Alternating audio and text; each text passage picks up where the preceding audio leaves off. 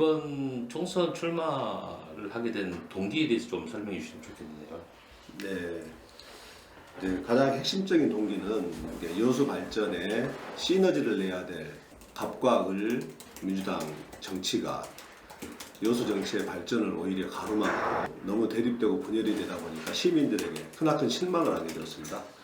그래서 분열을 극복하고 하나된 여수, 새로운 여수를 만들고자 하는 열망과 저는 이재명 대표와 함께 일해온 사람으로서 민주당의 단결과 단일 대오, 윤석열 폭정 저지를 위해서 출마를 하게 되었습니다. 이낙연 대표는 더불어민주당에서 국회의원을 5선 하셨고 전라남 도지사, 국무총리, 그리고 더불어민주당의 당대표까지 하셨던 분입니다. 어떻게 보면은 민주당에서 가장 큰 특혜를 누렸던 사람이 바로 이낙연 전 대표 아닌가 이렇게 생각을 합니다. 그런 분이 민주당을 탈당한다는 것은 국민에 대한 배신이요. 특히 이낙연을 키워준 호남에 대한 배신 행위라 이렇게 생각합니다. 항상 호남은 나라가 어려울 때마다 분연히 자기 목숨을 아랑곳하지 않고 분연히 떨쳐 일어나 이 나라를 구한 곳이 바로 이곳 호남입니다. 탈당한 행위는 호남 정신을 배신한 행위다. 이렇게 좀 규정할 수밖에 없을 것 같습니다. 저는 쌍봉사거리를 제 개인적인 표현으로는 민심의 교차로다. 이렇게 표현을 합니다. 왜 그러냐면은 사실 저희가 지난번 대선 때 0.73% 차이로 패배를 했지 않습니까? 우리 여수 시민들에게 대한 너무나 고마움, 또 한편으로는 너무나 죄송스러운 그런 마음들이 교차하면서 그냥 무작정 쌍봉 사거리로 나갔습니다. 무거운 정적과 침묵 이런 것들이 느껴지고 시민들의 마음이 좀 느껴지더라고요. 너무나 미안하고 너무나 죄송스럽고 그 기억이 다시 떠올라서 내가 여수에서 무엇을 해야 되는가 이 시점에서 그러다가 이제 결심하게 된 것이 윤석열 정권이 이제 들어서고 나서 계속된 폭정으로 나라의 국격이 허물어져 내리고 민주주의가 퇴행하고 국민주권이 주저앉고 이런 상황을 제 나름대로 할 수 있는 맞설 수 있는 방법이 무엇이겠는가 그렇게 해서 선택한 것이 다시금 민심의 교차로 쌍봉사거리에서 시민들과 함께 작은 힘이지만은 윤석열의 폭정에 맞서는 그 길을 시작하자 이렇게 해서 이제 윤석열 검사독재 아웃 그리고 김건희 특검 그리고 대장동 진실 특검 이것을 기치로 내걸고 이제 시작을 하게 됐습니다. 시민들이 공감을 하고 기왕 싸우는 거 끝까지 좀 싸워야지 진정성이 있지 않겠냐. 끝까지 싸우기를 또 주문해 주시기도 하고. 그래서 결국 시민들이 저를 끝까지 여기까지 오게 만들어 주셨다. 그리고 이제는 선거가 끝나는 날까지도 계속해야 되지 않겠냐. 또 이렇게 시민들이 말씀을 해주세요. 그만큼 조계원에게 이 쌍봉사거리는 뺄래야 뺄 수 없는 관계가 되었으니까 끝까지 그 의지를 보여달라. 이렇게 좀 얘기를 해주시고 저도 그렇게 할 생각입니다. 검증은 피해갈 수 없는 대목이고 그것은 이제 단순한 정치인의 개인의 검증이 아니라 결국 여수를 위해서 공인으로서 일할 수 있는 자격과 능력을 갖춘 사람인가 이런 부분을 검증하는 거 아니겠습니까? 그 점에서 저 역시 예외가 될 수는 없고요. 그리고 제가 이제 존경하고 있는 우리 김혜재 의원님에 대해서 제가 이제 묻고자 했던 것들은 우리 더불어민주당의 총선 승리에도 영향을 미칠 수 있기 때문에 제가 질문을 드렸던 겁니다. 이미 그 보도를 통해서 조회수를 확인해 보니까 JTBC에서 순천 청사까지 막걸리 사건 보도 사실상 MBC, SBS, KBS도 아닌 종편에서 그 정도 조회수가 나올 정도로 지금 국민적으로 크나큰 관심과 영향을 갖고 지금 알려져 있는 상황입니다. 근데 이 사건에서 순천지청 차장 검사로서 본인이 그때 당시 조사 과정에 스스로 지금 참여하셨다고 그 지휘 체계에서 부장검사까지 투입해서 1심 무죄를 뒤집기 위해서 노력하였다고 이렇게 인정하셨던 부분인데 그렇다면 그 사건에 대해서 본인이 적어도 인간으로서 이 사건에 대해서 어떻게 생각하는지 좀 듣고 싶었습니다. 그리고 이것이 해명이 제대로 되지 않으면은 그리고 지금은 이제 대법원에 검찰의 항고에 의해서 대법원의 최종 판단을 앞두고 있지만은 대부분의 최종 판단이 무죄가 나온다면은 이 더불어민주당이 그동안 윤석열 검찰 정권에 대해서 무리한 기소와 수사를 비판해 왔는데 그게 오히려 지금 우리 더불어민주당의 국회의원도 그것에 관여하지 않았는가 이렇게 되면 역으로 크나큰 타격을 받을 수 있기 때문에 명확하게 그 부분을 해명해달라. 그리고 사과할 건 사과를 해달라. 이걸 요구했던 것입니다. 일단은 경선이라는 것도 하나의 공정한 게임의 룰을 따라야 되고요. 합리적인 경쟁은 얼마든지 저도 받아들일 용의가 있고 또 제기할 용의도 있습니다. 근데 제가 제기했던 부분이 과연 그 비합리적인 내용인가 그리고 더불어민주당이 중앙당이 이 사실을 모르고 있겠는가 저는 이미 전국적 이슈가 된 사안이기 때문에 중앙당에서도 이 문제에 대해서는 깊이 따져보고 있지 않겠는가 이렇게 생각하고 본인이 그걸 깨끗이 털고 가면은 더불어민주당에도 좋을 일 아니겠습니까?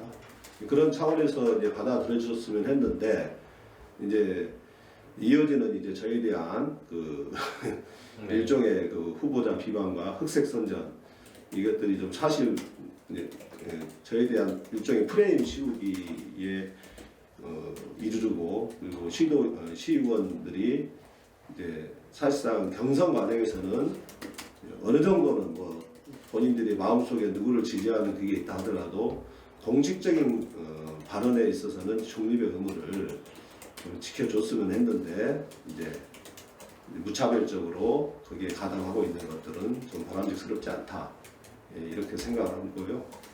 지금이라도 선의의 경쟁을 했으면 좋겠다 이런 생각이 듭니다.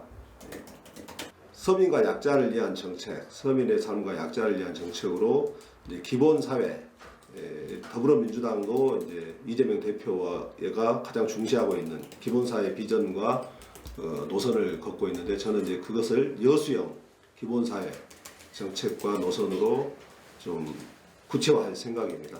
여수의 청년 기본소득, 뭐 청년 기본주택, 청년 기본저축과 대출 등등, 그 다음에 이제 마을형 기본소득, 우리 섬의 특산물이나 관광 자원을 마을 사람들이 함께 벌어들이고 그 수익을 공유하는 그런 마을형 기본소득. 그래서 사람들이 떠나던 섬이나 마을에서 사람들이 다시 발길할 수 있는 기본소득 정책.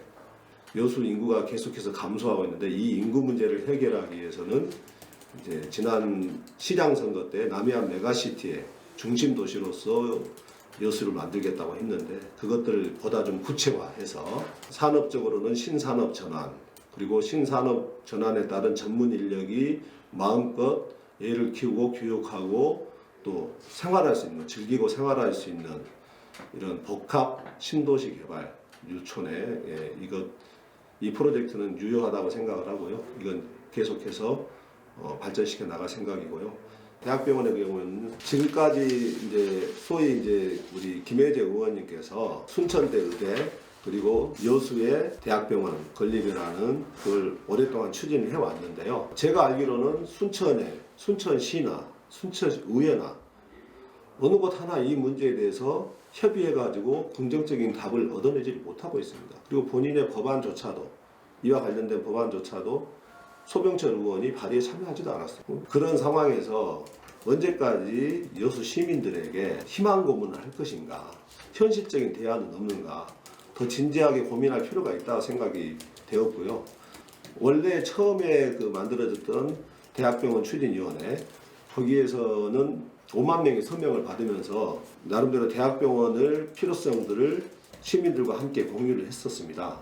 그러면 이 안들을 김혜재 의원이 본인도 그렇게 생각했다면은 교육부나 복지부에 이 5만 명의 서명을 전달하고 이것들을 추진했어야 되지 않겠습니까? 근데 아직까지도 5만여 명의 서명은 그냥 탁상에 파묻혀 있는 것으로 알고 있습니다. 4분의 하나가 돼서 소통하고 협치를 해서 덧셈 정치를 이루어냈다면은 여수 발전의 시너지로 작용을 했을 텐데 거꾸로 지금 발목을 잡고 있는 것이죠. 그래서 이 부분을 좀 극복하는 것이 가장 중요한 문제가 아니겠는가. 그래서 아까 출마의 변에서도 여수의 정치의 분열을 극복하고 하나된 여수, 새로운 여수를 만들겠다. 이런 의지를 제가 피력을 했었고요. 그렇습니다. 그 대학 상급 종합병원의 경우에도 대학병원급이죠. 예, 가골이 소통을 해서 했으면은 먼저 되는 쪽으로 힘을 실어서 되면은 어차피 이 전남 동부권의 맥시멈 인구가 100만입니다. 저 상급 병원은 하나밖에 못 들어옵니다. 대학병원급 상급 병원은 하나밖에 못 들어오는데 결국 순천이 됐건 여수가 됐건 그 상급 병원이 만들어지는 순간 그 다음은 없습니다. 그러면은 여수가 정말로 동부권의 중심 도시로서 경쟁력을 갖기 위해서는 상급 병원을 먼저 빠르게 현실적으로 실천할 수 있는 방안에 대해서도 함께 고민하고 이게 만약 안 됐을 때는 이 안도 좋다 이렇게 합의해서 갈 수 있었는데 그 부분이 지금은 안 되고 철저히 서로 배제하는 안으로 서로 배격하고 배제하는 방식으로 진행이 되었다. 이게 큰 문제라 생각을 합니다. 저에 대한 일종의 좀 비난을 보면은 뭐 밀실야 뭐 이렇게 표현을 하고 있는데 그런 건 없고요. 그 지금까지 가불간의 그 대립과 분열인 야기한 정서적인 그 측면이 이제 그렇게 작용하게끔 만들었던 것 같습니다. 제가 출판 기념회 때 좀 느낀 건데요. 우리 주철현 의원님이 화가 많이 나셨구나. 그동안 가불 정치의 대립과 갈등 속에서 그 분노나 이런 것들이 그냥 제 축사에서 그냥 담겨져 나와가지고 저도 깜짝 놀랐습니다. 그러다 보니까 정서적으로 갑의 정치인들은 이제 조계원을 좀 선호하는 듯이 이제 비친 거고요. 또 그거 마찬가지로 또 역으로 또 이제 그 갑의 또 이용주 의원 같은 경우는 이제 김현재 의원 측하고 정서적으로 거기도 야합하고 그런 차원이 아니겠죠. 정서적으로 이제 그쪽으로 하면은 본인들이 좀 단합할 수 있겠다 이런 생각을 정서적으로는 묶여 있는 그렇게 비치는 거죠. 어디서 그걸 정치적으로 밀실거리해서 야합하고 이렇게 하겠습니까? 네, 즉 시민들이 직접 후보자들에게 묻고 답하면서 후보자를 역량과 자질을 평가하고 그것을 통해서 공천하는 이것들이 좀 결합이 돼야 된다. 이걸 주장을 해왔습니다.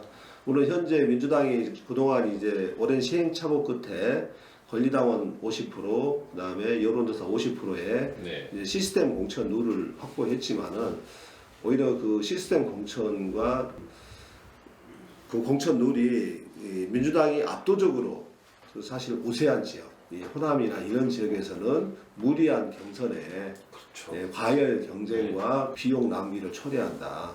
그리고 오히려 그거보다는 더 생산적인 시민의 참여와 긍정적 에너지를 확보할 수 있는 시민 참여 배심원제 공천 이런 것들은 좀 시범적으로라도 도입을 했으면 좋겠고 그 지역이 여수가 됐으면 좋겠다. 중앙당 차원에서 지금 공심위가 있고 그런 공심위에 그렇게 공동으로 제안을 해보는 과정은 필요하다고 생각합니다. 저는 얼마든지 그게 있다면 동의합니다. 소위 말하면 그게 이제 오픈 프라이머리죠. 시민들이 이제 참여해서 그 자기들이 선호하는 후보를 선출하게끔 하는 것. 그 정당 발전을 위해서는 그런 생각을 가져왔었고요. 민주당이 이제 지금까지 그래도 이 역사적으로 이 시스템 공천 룰을 발전을 시켜온 것은 나름대로의 객관성과 공정성을 담보해내기 위한 그 노력의 산물이었고 그 과정의 산물이라고 생각합니다. 오히려 민주당의 지지세가 강한 지역에서는 오히려 불필요한 경선에 불필요한 에너지가 소모된다. 그리고 시민들이 소외되고 배제된다. 오히려 시민들이 참여하는 축제로 만들어내야 된다. 그런 면에서는 이제 시민공천 배심원제 이런 것들이 꼭 필요하지 않은가 이런 생각을 하고 있습니다. 알겠습니다. 네.